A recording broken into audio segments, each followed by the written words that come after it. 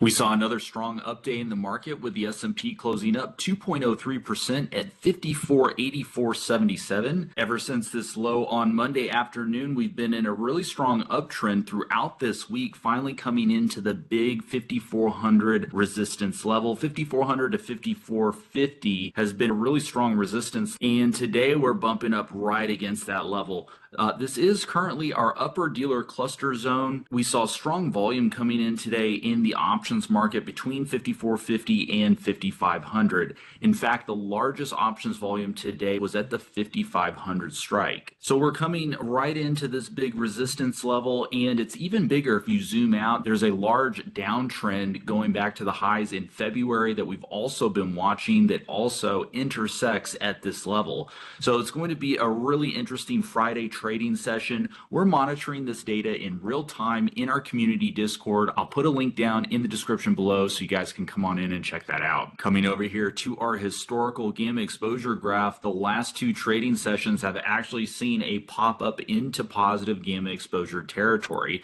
Now, this is not indicating strong positive GEX yet. We're still near the zero line, but I think that's a significant improvement of what we've seen over the last 2 months. We've basically been in negative gamma exposure throughout that entire period. We do, however, still have large gamma exposure concentrated at lower strikes, including the 5200 level. So we are cognizant that there is still a negative skew in the options chain, despite barely flipping into positive gamma exposure territory. So again, we're at a crucial inflection point. I think tomorrow is going to be a really interesting trading session. Thanks, Anthony. Definitely an interesting inflection point. One of the levels we've been waiting on for a while was for the VIX to reach 25. Now, it's interesting, we didn't quite reach 25 today, but the closing value for the VIX was 26.47. So with the VIX approaching the lower levels that we were watching, and also noting that at least volume today has a different character than what we saw the last couple of days with a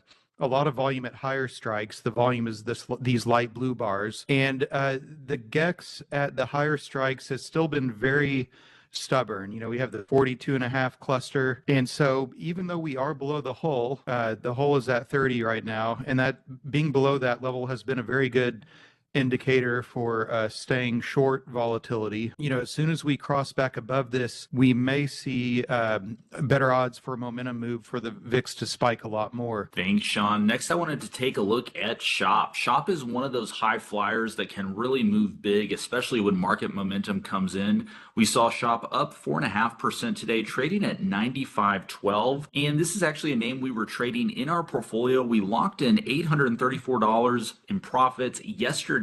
This is in our $10,000 portfolio, so it's a smaller account, but we bought the 90.95 May 2nd call debit spread on SHOP. This was a shorter term play, which we actually initiated on April 17th. We had a number of data points suggesting that an intermediate low was in and that we could see a big pop coming up here in the next couple of weeks on SHOP. And the move actually came a bit quicker than we were expecting, so we were able to lock in quick profits in a short time frame.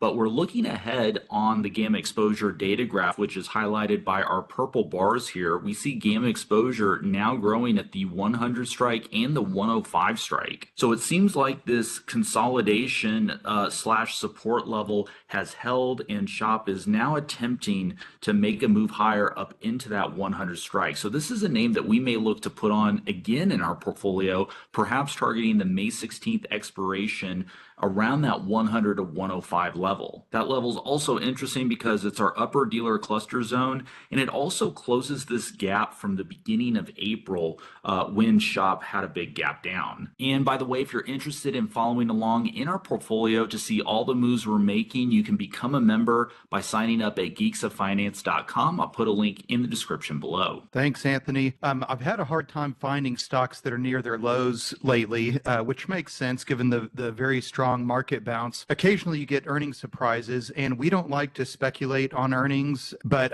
since they reported earnings this morning and we have something to look at that's post-mortem, wanted to look at where that left PepsiCo as well as the GEX picture. This is a little different than our typical positive momentum play, but it's very oversold. And you can see today's drop took PepsiCo down to the lower Keltner channel. That's this purple line. And the volume was pretty spread out. Of course, we had volume near the closing price, right at this 135 GEX cluster. This is the net GEX, and the light blue is the volume. But there was also volume at 140, and we did cross through that, so that also makes sense, but also pretty high volume at 150. This is what I would consider an oversold bounce opportunity. You can see our intensity gauge shows that there's more negative GEX for PepsiCo. And I think the downside's quite limited to this 130 strike, which is still a drop from this 135 area. So don't get me wrong, it's not without risk. But we're right at these larger negative GEX clusters. And so oftentimes when you have an extreme negative GEX reading on the intensity gauge and we're near the bottom of the large negative GEX clusters, this is a recipe for a potential bounce back up again. Next, let's take a look at a big mover today. Palantir closing at 107.78, up nearly 7%. If you can just imagine, just 2 or 3 weeks ago, we were below 70, and now we're trading well above 100. We've been highlighting this large gamma exposure concentrated at the 100 strike, as well as the volume in the options market that's been coming in at the 100 strike over the last week. We highlighted this as a potential target earlier in April, and sure enough, it has moved right into that level. We've seen some gamma exposure growing at the 110 and the 115 strike. However, this is in our upper dealer cluster zone, so we're kind of getting into some nosebleed territory here. Not a lot of volume today coming in above that 110 strike, so we may have a little bit more to go in Palantir, but I wouldn't be surprised to see some selling pressure kick in soon or some consolidation over the next week or so. I think this move over the last couple of weeks has really surprised a lot of market participants. A lot of investors feel that Palantir is really overvalued at these levels around 100, but nevertheless, that doesn't mean that it can't trade overvalued for extended periods of time. In terms of how we may look to play this, an iron condor or an iron butterfly targeting these large gamma exposure concentrations here, assuming that price consolidates in this zone, may be a good way to play it, collect some premium as price oscillates within a 15 to 20 point wide spread. You can potentially do that with a name like Palantir because the volatility both to the upside and the downside is so intense, but it does give some opportunity to collect some big premium as well. And guys, remember, you can still take advantage of our special promotion, $300 off our yearly portfolio manager tier subscription. Use code Easter 2025 at checkout. We are still running this promotion, but we're going to be ending it in a few days, so take advantage of it while you can. Members also get access to our awesome community Discord. We've got a ton of great traders in there sharing ideas and discussing strategies every single trading session. You can also see the moves we're making in our own geek portfolio as well. I'll put a link in the description below for you guys to check that out. Thanks so much everybody for watching, and we'll see you guys in the next video.